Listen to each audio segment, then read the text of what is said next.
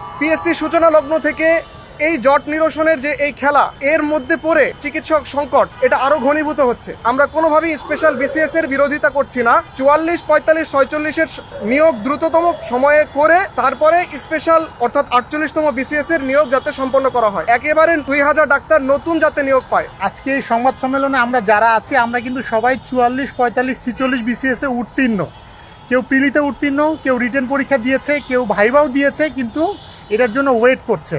আমাদের সবচেয়ে বেশি কনসার্নের জায়গাটা হলো বর্তমান দেশে তীব্র চিকিৎসক যে সংকট চলছে, এই সংকট চলাকালীনে উপজেলাগুলোতে এত পরিমাণ রোগীরা নিগৃহীত হচ্ছে এবং একজন চিকিৎসককে দেখা যাচ্ছে 400-500 করে একজন ডাক্তারকে দেখতে হচ্ছে। এই কারণে সরকার আসলে সিদ্ধান্ত নিয়েছে তারা এই স্বাস্থ্য খাতের যে অচলাবস্থা এটা নিরসন করার জন্য জরুরি ভিত্তিতে দেশের এই ক্রান্তি লগ্নে স্পেশাল বিসিএস তারা নিবে, এর মাধ্যমে 2000 ডাক্তার নিতে চায়। এই প্রক্রিয়াটিকে আমরা সাধুবাদ জানাই, কিন্তু আমাদের কনসার্নের বিষয়টি হচ্ছে আমরা যারা 44, 45 এবং 46তম বিসিএস এর যারা বিভিন্ন ফল প্রার্থী, এই বিসিএস গুলো যদি এখন সম্পন্ন না করা হয়, সেক্ষেত্রে 48তম বিসিএস এই পরীক্ষার্থীরাই আনুমানিক যে 2000 পরীক্ষার্থী আছে এরাই আবার 48-এ বসবে। এদের মধ্যে অনেকেই টিকবে, 1000 থেকে 1200 একটা আনুমানিক সংখ্যা বলছি আমরা। পরবর্তীতে দেখা যাবে যখন 44, 45 এবং 46-এ যখন গেজেট হয়ে যাবে, তখন পদোন্নতি সহ অন্যান্য সুযোগ সুবিধার জন্য তারা আবার 44, 45 এবং 46 বিসিএস এ জয়েন করবে। এর ফলশ্রুতিতে দেখা গেল কি 48 বিসিএস একটা বড় অংশ ফাঁকা থেকে যাচ্ছে। অর্থাৎ সরকার যে তার স্বাস্থ্য খাত অচল অবস্থা নিরসনের জন্য যে 5000 চিকিৎসক নিয়োগ দিচ্ছে,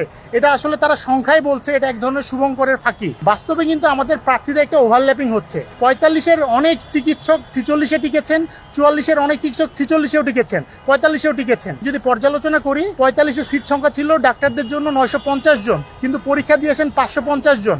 46তম বিসিএস এ পদসংখ্যা হচ্ছে 1682 জন। সেক্ষেত্রে আমাদের চিকিৎসকদের বিভিন্ন গ্রুপ সহ আমরা যে ডাটা কালেকশন করেছি, এখানে চিকিৎসকের সংখ্যা হচ্ছে প্রিলি উত্তীর্ণ চিকিৎসকের সংখ্যা হচ্ছে 1500 জন, যাদের মধ্যে অনেকে আবার 44 এবং 45তমতেও টিকেছেন। আমাদের কনসার্নের জায়গাটা এই জায়গাতেই যে এই বিসিএস গুলো সম্পন্ন না করে যদি আমরা পরবর্তীতে সরকার যে 48তম বিসিএস নিতে যাচ্ছে, এই পরীক্ষার্থীরাই আবার 48তম বিসিএস এ অংশগ্রহণ করবে। এর ফলশ্রুতিতে তারা 48তম বিসিএস এ টেকার পরে যখন গ্রামে চলে যাবে, পরবর্তীতে এগুলোর গেজেট হয়ে গেলে তারা আবার আগের বিসিএস এ জয়েন করবে। এই যে একটা ওভারল্যাপিং এর কারণে রাষ্ট্রের পিএসসির জনপ্রশাসন মন্ত্রণালয় সহ স্বাস্থ্য খাতের যে এত সংখ্যক একটা চিকিৎসকের ফাঁকা থেকে যাচ্ছে, এই জায়গাটি মূলত আজকে আমাদের কনসার্নের বিষয়। তাই আমাদের দাবি হলো যে কোনো একটি বিকল্প উপায়, এখন বিকল্প উপায়টি কি হবে সেটা নীতি নির্ধারকরা ঠিক করবেন, আমরা এটা ঠিক করার কেউ নাই। আমাদের প্রস্তাবনা হলো 44-এর যে ভাইভা হয়েছে এটার রেজাল্ট দ্রুততম দিয়ে, এবং 45-এর যে রিটেন পরীক্ষা হয়েছে সেখানে মেডিকেল পার্টের রিটেন 200 মার্কের রেজাল্ট, এবং 46তম যে লিখিত পরীক্ষার্থী চিকিৎসকরা রয়েছেন তাদের 200 মার্কের লিখিত পরীক্ষা দ্রুততম সময়ে নিয়ে,